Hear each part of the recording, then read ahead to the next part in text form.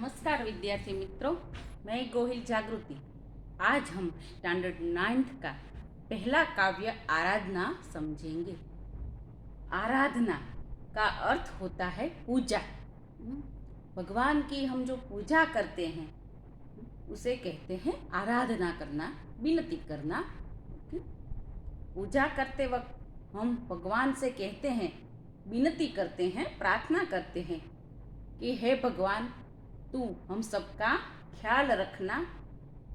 तो ऐसा ही एक काव्य यहाँ कवि वसंत बापट ने लिखा है भगवान की आराधना करते हुए।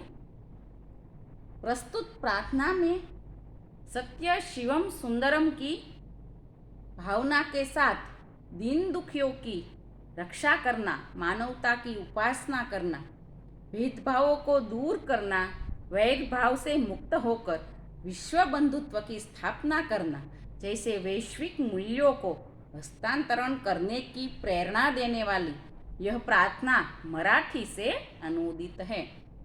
तो विद्यार्थी मित्रों, ये जो वसंत बापट है कवि, वो दरअसल मराठी है। मराठी में से यह प्रार्थना को, इस काव्य को हिंदी में ट्रांसलेशन किया गया है, अनुवादित किया गया है और भगवान को आराधना की गई है। यहाँ उसके मीनिंग्स लिखे हुए हैं। आराधना का अर्थ होता है पूजा। चित्त यानी कि मन।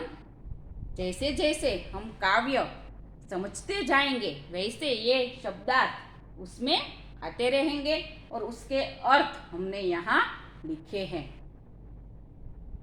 कवि इस काव्य में कहते हैं कि देह मंदिर चित्त मंदिर एक ही है प्रार्थना। देह यानी कि शरीर को भगवान की प्रार्थना करते हुए हमारे शरीर को कवि ने यहाँ मंदिर कहा है। हमारा जो शरीर है वह कैसा है? मंदिर जैसा है। चित्त मंदिर, चित्त यानी कि मन, हमारा जो मन है वह भी एक मंदिर है। तो हमारा शरीर, हे भगवान, आपके मंदिर जैसा पवित्र हो। हमारा चित्त यानी कि मन, हे भगवान, आपके मंदिर जैसा पवित्र हो जाए। यह प्रार्थना हम आपसे करते हैं। सत्यम शिवम सुंदरम मांगल्य की नित्य हो आराधना। कवि यहाँ चाहते हैं कि सत्य हमेशा बना रहे, सुंदरता जगत में बनी रहे। ये सब जो कुछ भी आराधना में कवि ने कहा है, प्रार्थना की है, वह सारे विश्व के लिए की है, न कि सिर्फ अपने के लिए। उसने सारे विश्व के लिए ये सब कामना करते हुए यह काव्य लिखा है। नित्य એટલે हमेशा, प्रतिदिन, रोज। हे भगवान, हम रोज आपकी आराधना करते हैं कि सत्यम, सुंदर और मांगल्य यानी कि कल्याणकारी भावना सदा विश्व में बनी रहे। सत्य का प्रकाश हो। असत्य है वह कैसा होता है? हमें कष्ट देने वाला होता है असत्य। तो हम असत्य दूर करके सत्य की कामना करें, सुंदर की कामना करें, सारे विश्व में सुंदरता फैल जाए। किसकी सुंदरता? मांगल्य की, कल्याणकारी, सभी का कल्याण हो। तो हे भगवान, यह शरीर एक मंदिर बन जाए, हमारा चित्त जो है वह मंदिर बन जाए, यह हम आपसे प्रार्थना करते हैं। और यह सत्य और सुंदर विश्व कल्याणकारी हो जाए, ऐसी नित्य यानी कि रोज आपसे अनुरोध करते हैं, प्रार्थना करते हैं। दुखियारों का दुख जाए, यही है मनोकामना। दुखियारों का दुख मिट जाए, यह हम मनोकामना करते हैं। मनोकामना यानी कि इच्छा। कवि कहते हैं कि हे भगवान, मेरी इच्छा है इस सारे विश्व में जो दुखी लोग हैं उनका दुख चला जाए और वो चैन और शांति से रह सके। वेदना को परख पाए, जगाए संवेदना। किसी दूसरे मनुष्य की वेदना को, उनकी पीड़ा को हम परख पाए और हमारी संवेदनाएं जागृत हो जाए, ऐसा है भगवान तू हमें आशीर्वाद देना। एक देश होता है जो कोई मुश्किल में होता है तो दूसरा देश है वो उनको सहाय करता है, चाहे भूकंप आ जाए, चाहे बाढ़ आ जाए, चाहे महामारी आ जाए इस कोरोना जैसी। तो एक देश है वो एक दूसरे को मदद करते हैं ना, दूसरे देश को, तो वो क्या है, वेदना को परख पाना, उनकी पीड़ा को परखना, कि उनको जो आफत आई है, मुश्किल आई है, वो जल्दी से दूर हो जाए, इसीलिए हम उनकी मदद करें। तो यह संवेदना हम सभी में होनी चाहिए।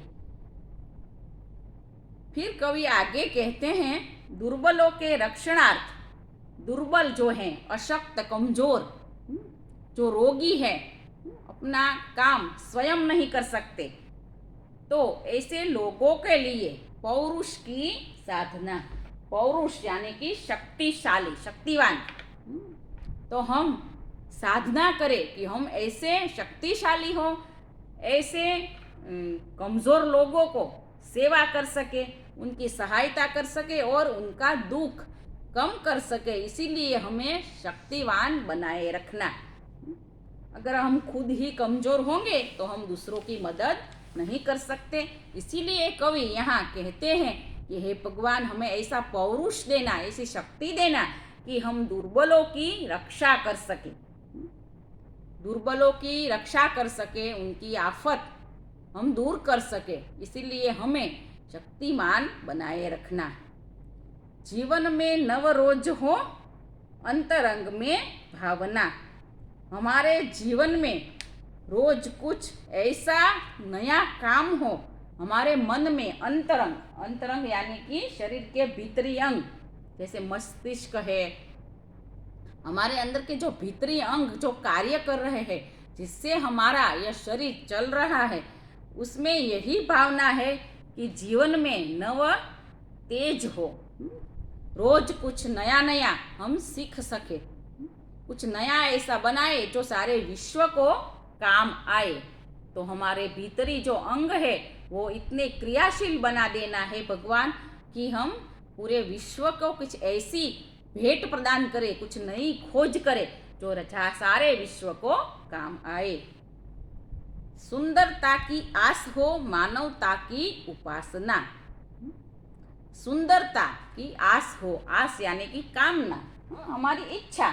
तो हे भगवान हमें ऐसी सुंदरता देना कि हम मानवता की उपासना कर सके, हमारा हृदय ऐसा सुंदर हो कि हम मानवता दिखाए, दानवता नहीं।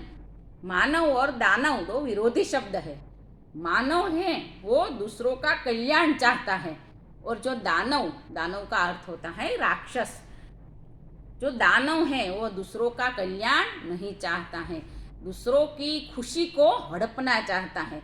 तो कवि कहते हैं कि हमें मानवता की उपासना करें, हम मानव बने, ऐसी हमें सुंदरता देना। हमारे मस्तिष्क की सुंदरता, हमारे हृदय की सुंदरता, हमारे विचार की सुंदरता ऐसी बन जाए कि हम मानवता की उपासना करें। शौर्य पावे, शौर्य होना चाहिए। अगर दुर्बल मनुष्य हैं वो किसी का कुछ अच्छा काम नहीं कर सकता, क्योंकि उसमें शौर्य ही नहीं है। शौर्य यानी कि वीरता उसमें होनी चाहिए। शौर्य पाने से दूसरों का भला हम कर सकते हैं। अगर दुर्बल है वो दूसरों की कोई भी सहाय नहीं कर सकता, कोई भी मदद नहीं कर सकता। इसीलिए कवि ने यहाँ भगवान से शौर्य मांगा है, धैर्य पावे।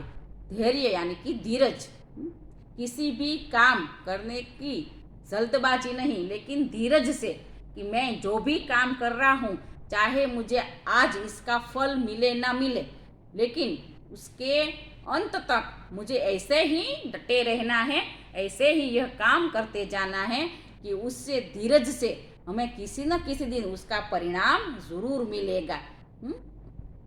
तो यहाँ कवि ने ईश्वर से शौर्य मांगा है, धैर्य मांगा है, यही है अभ्यर्थना। अभ्यर्थना यानी कि विनती। भगवान से विनती की है कि तू हमें शौर्य दे, तू हमें धैर्य दे, काम पर डटे रहने का, कि कोई अच्छा ऐसा काम करके दिखाए जो सारे विश्व को काम आए। भेद सभी अस्त होवे, वैर और वासना।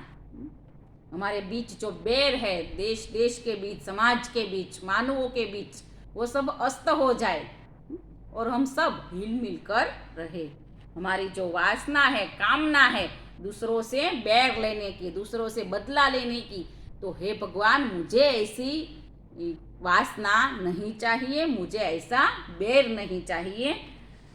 सभी भेद तू खत्म कर दे। ऊंच नीच के, जाति पाति के, समाज में जो काले गोरे के भेद हैं, तो हे भगवान हमारी चित्त शुद्धि इतनी कर दे कि हम सारी वैर और वासना और ये जो भेदभाव है वह भूल कर सब एक होकर साथ में जिए। मानवों की एकता की पूर्ण हो कल्पना। तो यहाँ कवि ने क्या कहा है कि हम सब मानव एक हो जाए, विश्व बंधुत्व की कामना की है। हमारे संस्कृत में एक वाक्य है, वसुधैव कुटुंबकम। वसुधैव यानी कि पृथ्वी, कुटुंब यानी कि फैमिली।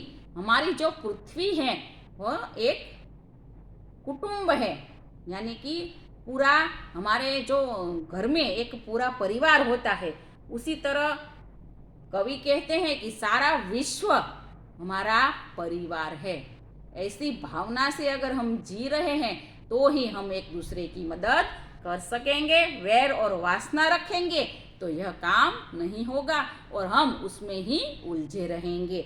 इसीलिए कवि यहाँ कहते हैं कि मानवों की एकता की पूर्ण हो कल्पना। जो कल्पना है कि सारे मानव एक होकर इस पृथ्वी पर सुंदर सा जीवन जिए, तो यह हमारी कल्पना पूर्ण हो जाए। मुक्त हम चाहे एक ही बंधुता की कामना। चाहे हम सारा परिवार है लेकिन फिर भी सब लोग मुक्त हो, विचारों से मुक्त हो, आज़ादी हो, अपने स्वतंत्र जीवन जीने का सभी को अधिकार है। चाहे वो व्यक्ति अमेरिका का हो, चाहे भारत का हो, चाहे इटली का हो, सारा परिवार एक है।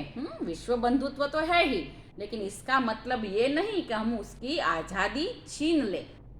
फिर भी यह विचार तो रखना है और हमें मुक्त भी रहना है। हमारे विचारों से हम मुक्त रहे, एक दूसरों को बंधन में ना डाले। एक ही बंधुता की कामना। कामना यानी कि इच्छा।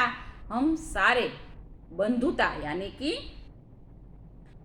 जैसे हम कहते हैं ना कि हम बंधु यानी कि भाई के जैसे रहे, एक साथ, जैसे कहते हैं भाईचारा की भावना समाज में विकसित हो। इसीलिए कवि यहाँ कहते हैं कि चाहे हम सारे एक परिवार जैसे हैं, फिर भी हम विचारों से स्वतंत्र रहे और बंधुता की कामना करें कि यह सारा विश्व मेरा बंधु है, मेरा भाई है। तो विद्यार्थी मित्रों, इस काव्य में आपने देखा कि लेखक ने सारे विश्व के लिए भगवान से आराधना की है, भगवान की पूजा करते हुए ये अच्छे से विचार भगवान से प्रदान करने की इच्छा की है। अगर इस काव्य का सार हम देखें तो कवि यहाँ कहते हैं कि यह देह, यह शरीर एक मंदिर है और मंदिर हमेशा पवित्र जगह होती है। तो हमारा शरीर, हमारा मन, हे भगवान मंदिर जैसा पवित्र बना देना और इस पवित्र शरीर में सत्यम, सुंदरम और कल्याण की भावना विकसित हो। हमेशा हम दूसरों का अच्छा चाहे, बुरा नहीं। तो यह भावना नित्य हमारे मन में रहे। हे भगवान, यही आपसे आराधना है। दुखियारों का दुख चला जाए, यह हम मनोकामना करते हैं और दूसरों की वेदना को परख पाए, दूसरों की वेदना को जान सके। परखना यानी कि जानना। उनको जो पीड़ा हो रही है वही पीड़ा अगर हमें हो तो हमारा क्या हाल हो, उसे कहते हैं संवेदना। दूसरों की पीड़ा को अपने में महसूस करना। तो हे भगवान, हम दूसरों की पीड़ा सहन कर सके, देख सके और हमारे में संवेदना प्रकट हो, उसके दया भाव प्रकट हो उसके प्रति, यही हम मांगते हैं। दुर्बलों के रक्षणार्थ पौरुष की साधना। दुर्बल यानी कि अशक्त जो लोग हैं उनकी रक्षा के लिए हम पौरुष यानी कि शक्ति मांगे। हे भगवान, हमें ऐसा पौरुष देना, ऐसी शक्ति देना कि हम दुर्बल लोगों के लिए उनके रक्षण के हेतु खड़े हो सके, डट सके। जीवन में नवतेज देना और हमारे शरीर के जो भीतरी अंग हैं उसमें ऐसा तेज भर दो कि हम दूसरों के दुख दूर कर सके। सुंदरता की आशा हो और मानवता की उपासना, हम मानवता की उपासना करें। शौर्य पावे, मानवता की उपासना के लिए क्या चाहिए? शौर्य चाहिए, वीरता चाहिए, धैर्य, धीरज भी रखना उतना ही जरूरी है। यही हम अभ्यर्थना करते हैं। अभ्यर्थना यानी कि विनती करते हैं कि हमें तू शौर्य देना, हमें धैर्य देना, तभी हम यह सब कार्य कर सकेंगे। हम सभी भेदभाव को मिटा दे और वैर और वासना को भी मिटा दे। हम वैर और वासना रखेंगे तो हम शांति से जीवन नहीं जी सकेंगे, सुख शांति हमें नहीं मिलेगी। इसीलिए हमें वैर भाव को मिटाना होगा और तभी मानव एक साथ पूर्ण जीवन नया पा सकेंगे। एकता तभी आ सकती है जब ऊंच नीच के भेदभाव, जाति पाति के भेदभाव मिट जाए। फिर भी हम सारा विश्व एक हो, फिर भी हम विचारों से स्वतंत्र हो, ऐसी बंधुता की भावना हम भगवान से मांगते हैं। तो इस काव्य में वसंत बापट जी ने सारे विश्व के लिए सत्यम, सुंदरम और कल्याणकारी भावनाएं ईश्वर को देने के लिए, प्रदान करने के लिए ईश्वर की आराधना की है, ईश्वर की पूजा की है। तो विद्यार्थी मित्रों, आपको यह काव्य पूरा समझ में आ गया होगा। Okay, thank you.